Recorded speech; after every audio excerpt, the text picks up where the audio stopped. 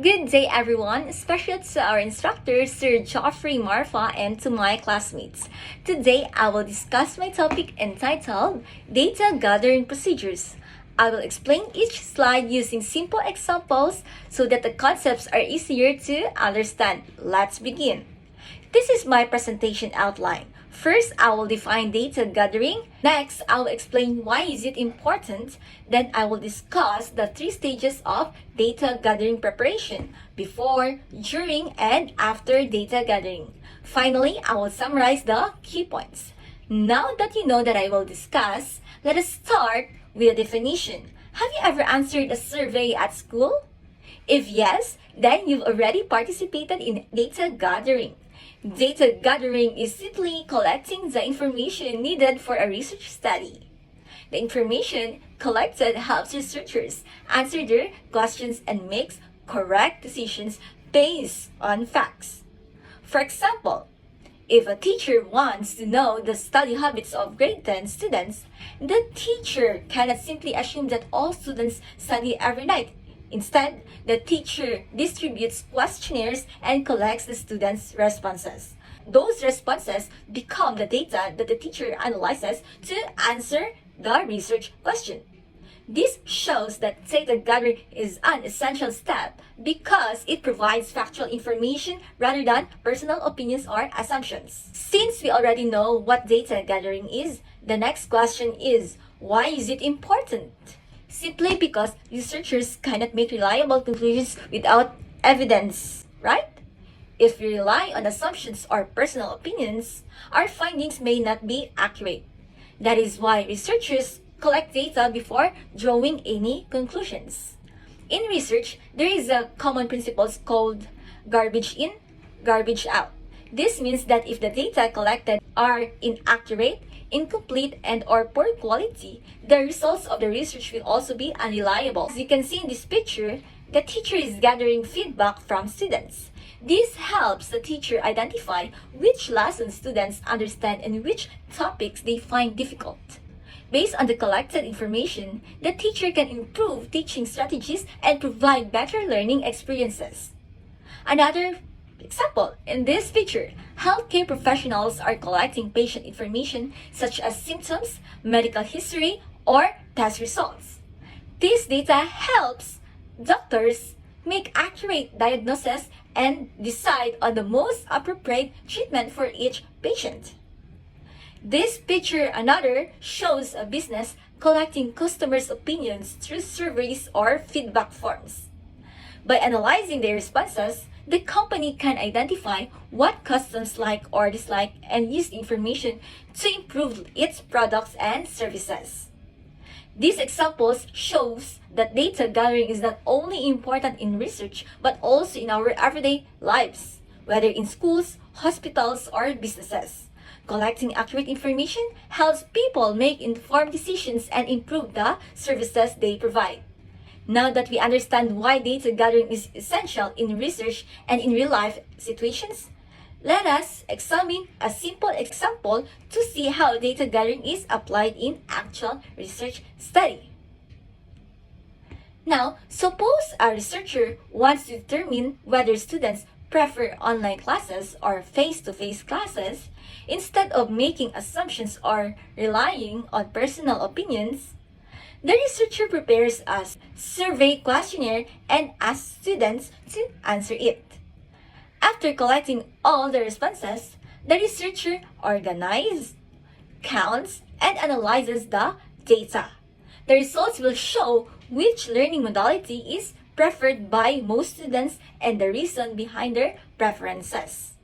This example demonstrates that data gathering helps researchers obtain factual information from the participants themselves. Rather than guessing what students want, the researcher relies on evidence collected directly from them. The first example focuses on the gathering students' opinions.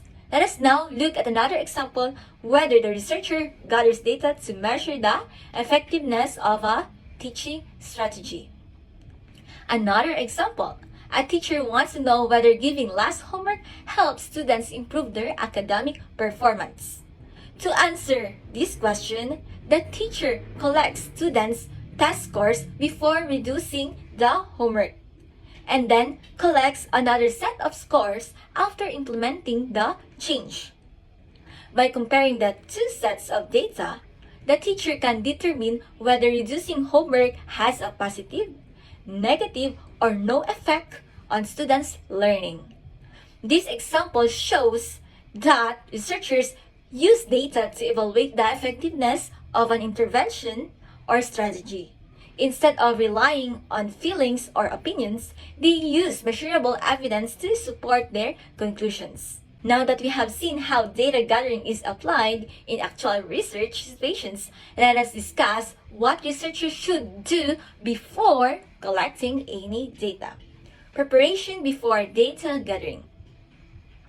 Before collecting any data, researchers must prepare carefully because proper preparation helps ensures that the entire research process will run smoothly and efficiently. The first step is identifying the respondents or participants who will provide the needed information. Next, the researcher prepares the appropriate research instrument, such as questionnaire, interview guide, or observation checklist, depending on the nature of the study. After preparing the instrument, the researcher obtains permission from the school or organization where the study will be conducted. Ethical considerations are also important, so the purpose of the study should be clearly explained to the participants, and they should be informed that their responses will be treated confidentially. Finally, the researcher schedules the date, time, and venue of the data collection and checks that all necessary materials are ready. This preparation helps prevent delays, confusion, and errors during the actual data gathering process. Once everything has been properly prepared, the researcher can now proceed to the actual collection of data. During data gathering, this stage is where the researcher implements the planned procedures and begins collecting information from the participants. Depending on the research design, the researcher may distribute questionnaires, conduct interviews, administer tests, or make observations throughout the process. The researcher should provide clear instructions, answer participants' questions, and ensures that everyone understands what they need to do. After the participants finish, the researcher collects all responses immediately and checks whether there are missing or incomplete answers. In short, the main goal during this stage is to collect complete, accurate, and reliable data while maintaining professionalism and ethical standards.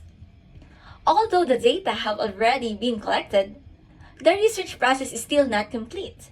The next stage is equally important because this is where the collected information is prepared for analysis.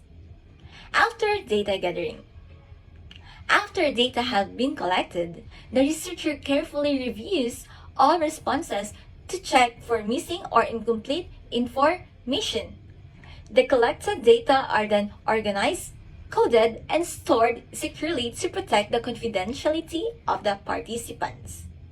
Once the data are organized, the researcher analyzes and interprets the results to answer the research questions and determine whether the objectives of the study have been achieved.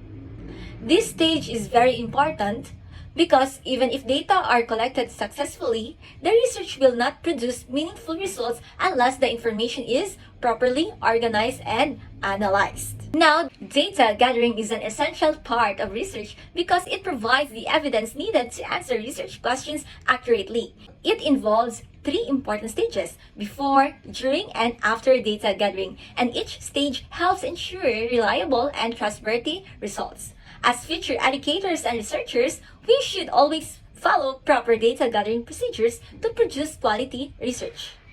And that concludes my presentation on data gathering procedures. I hope I was able to help you better understand the importance of proper data gathering in conducting quality research. Thank you for your time and attention, Sir Geoffrey Marfa and my classmates. If you have any questions or clarifications, I would be happy to answer them. Thank you and have a great day.